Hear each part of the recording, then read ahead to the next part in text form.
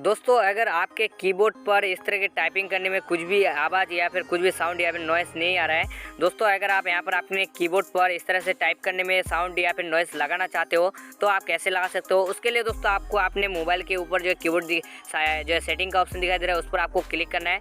Click करने के बाद दोस्तों आपको यहाँ पर सेकेंड ऑप्शन पर मिल जाएगा प्रीफरेंस, देख सकते हैं आप लोग। इस ऑप्शन पर आपको क्लिक करना है। क्लिक करने के बाद दोस्तों आपको यहाँ पर नीचे एक ऑप्शन मिल जाएगा साउंड ऑन कीपर, आपको इस ऑप्शन को यहाँ से ऑन कर देना है। ऑन करने के बाद दोस्तों आप यहाँ पर वॉल्यूम का भी ऑप्शन मिल जाता है।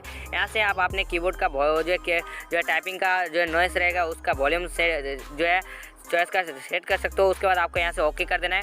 ओके करने के बाद दोस्तों मैं आप लोगों को सुनाता हूँ। तो दोस्तों सुन सकते हो अभी जो है मेरे कीबोर्ड पर जो है इस तरह के टिक टिक करके आवाज़ आ रही है। इस तरह से आप अपने कीबोर्ड पर साउंड लगा सकते हो। वीडियो पसंद आए तो लाइक कर दीजिए, चैनल पर नए तो सब्सक्राइब कर लीजिए।